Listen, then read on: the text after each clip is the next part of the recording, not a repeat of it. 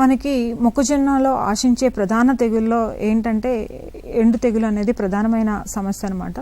ఈ ఎండు తెగులు ఎక్కువగా మనకి కరీంనగర్, నిజామాబాద్, వరంగల్ లాంటి ప్రాంతాల్లో మనం ఎక్కువగా గమనిస్తూ ఉంటాం అన్నమాట. ఈ ఎండు తెగులు ఎప్పుడు వస్తుందంటే ఏ నెలలో అయితే దానికి సంబంధించిన శిలీంధ్రం ఎక్కువగా ఉంటుందో లేకపోతే పంట మార్పిడి చేయకపోతామో ఆ నెలలో ఎక్కువగా ఈ ఎండు తెగులు అనేది ఉంటుంది అనమాట. సో ఈ ఎండు తెగులు రాకుండా ఉండాలంటే మనం ఎండు తెగులు తట్టుకునే వంగడాలని ఉపయోగించుకోవడం జరగాలి. అలాగే కంపల్సరీ పంట మార్పిడి చేసుకోవాలి.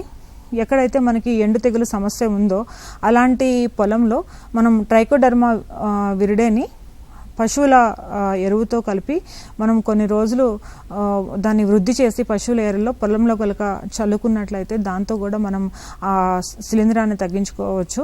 అయితే ఎండు తెగులు వచ్చినప్పుడు ఏంటంటే ఎక్కువగా పూత సమయంలో వస్తుంది అనమాట. అంటే అధిక ఉష్ణోగ్రతలు ఉన్నప్పుడు వస్తూ ఉంటుంది. సో పూత సమయంలో వచ్చినప్పుడు ఏంటంటే నీటి ఎద్దడి అనేది మనకి పొలంలో లేకుండా చేసుకోవాలి. ఇది ఎండు తెగుల్ని ఎలా గుర్తించవచ్చు అంటే మనకి కాండం అనేది ముదురు గోధుమ రంగు వర్ణంలో అయిపోతుంది అనమాట. మనం కనుక ఆ కాండాన్ని ఓపెన్ చేసి చూస్తే నల్లటి చారలు ఉండి అది పంట ఎదిగే కొద్దీ పంట అంటే కోతకు వచ్చే ముందే మనకి నేలకి ఒదిగిపోవడం అనేది జరుగుతూ ఉంటుంది. దీనివల్ల ఎండు తెగులు వలన దిగుబడి చాలా మటుకి గణనీయంగా తగ్గుతుంది.